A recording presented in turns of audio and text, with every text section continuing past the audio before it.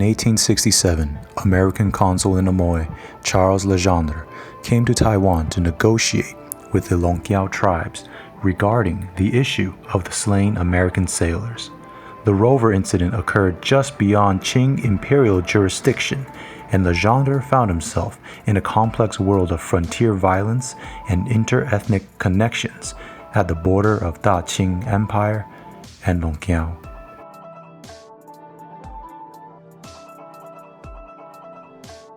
U.S. Marines had been repelled by native warriors. They weren't the first white men to fight the local Aborigines. In the 1600s, as the Dutch East India Company was expanding its control over Taiwan, they became aware of locally powerful native polities. To the north was Medag, and to the south was Longkiaw. In 1642, the Dutch sent a force to subjugate Longkiaw.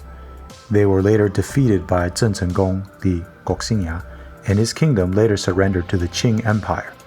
Longkiaw remained unconquered at the southern tip of Taiwan, a native hegemony that lasted until Japanese conquest of the island. The chieftains were not originally of southern Paiwan, however, they were the Seqalu. This name, Seqalu, may refer to the practice of their chiefs to be carried on sedan chairs.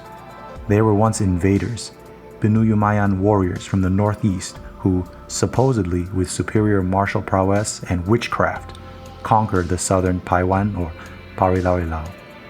Legends say that they used spells to cast floods and fires upon the Parilarilao.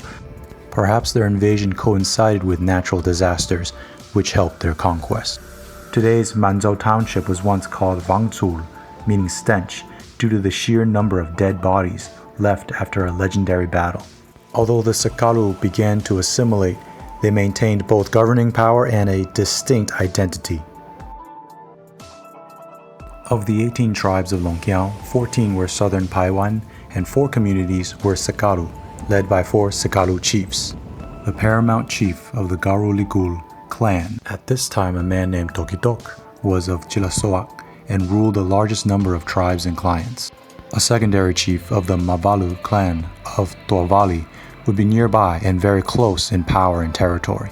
The third chiefs were from the Ljacjligul Clan of Savaruk, and lastly, the fourth chiefs were from the Ruvaniyaw Clan of Longduan, and they held sway over the smallest number of communities. The Seqalu not only managed Paiwan communities, but also leased the lowlands out to Amis, Makatao, Hakka, and Holo newcomers. The southern Amis migrated down the eastern coast and sought to lease land from the Longkiaw. Makatao refugees of Taiwan's southwestern plain migrated southwards to today's Hengchun area, seeking lands farther from the larger, belligerent Han populations. They would be followed by those very same Hakka and Holo colonists, moving southwards for more land.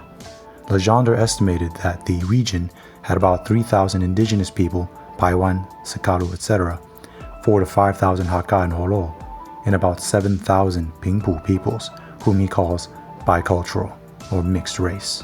The Seqalu could choose who to lease land to, and on the violent frontier, taxes often served as protection money. Longkiaw benefited from the trade of food, salt, steel, and guns.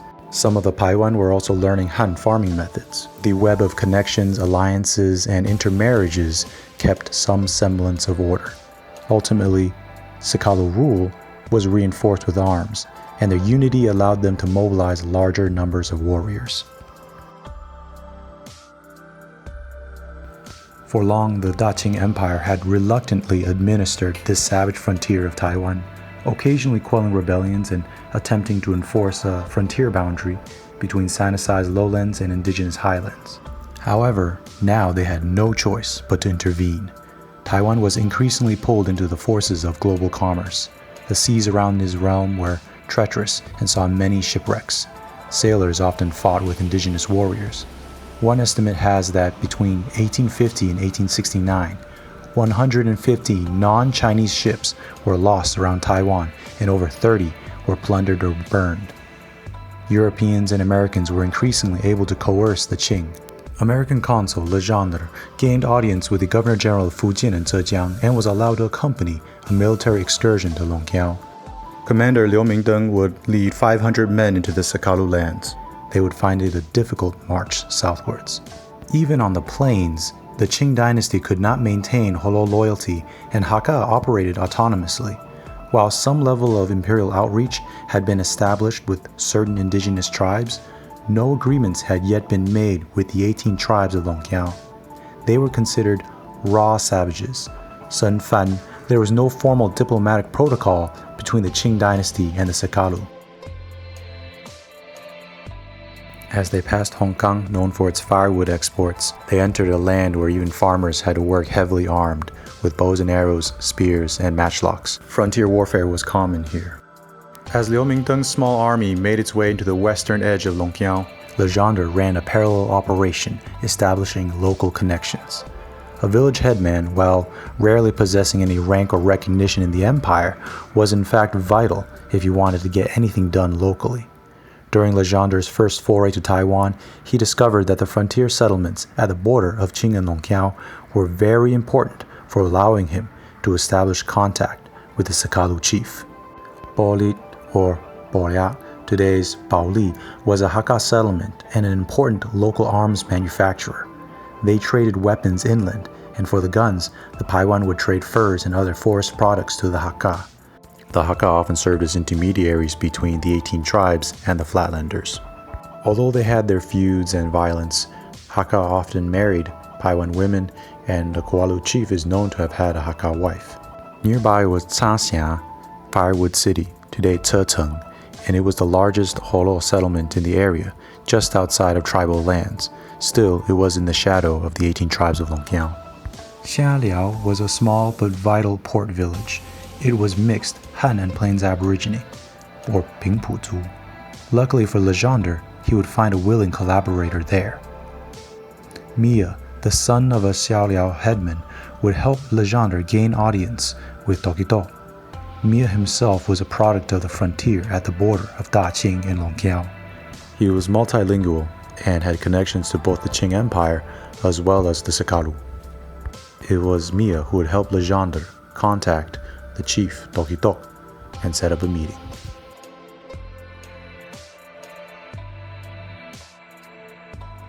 Tokitok of Cilasoaq was an ambitious chief and a powerful man. While his own village was not very large, he was able to muster hundreds of warriors in his meeting with LeGendre.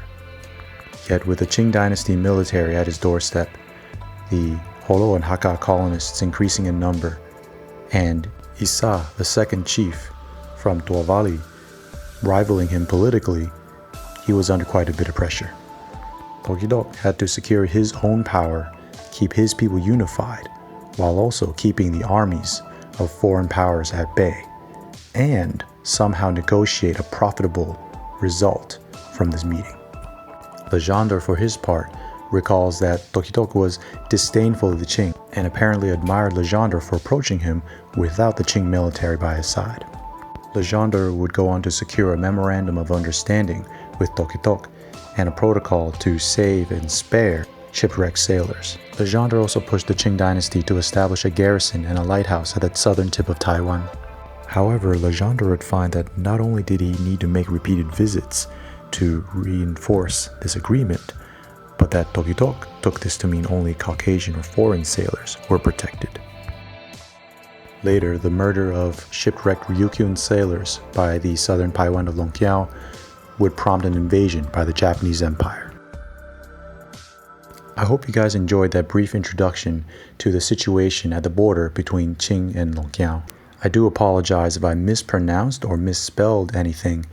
There are contrasting spellings in a lot of the sources. That said, I think this local story is just so cool, and thank you guys so much for following me on my journey. I salute yours. Peace.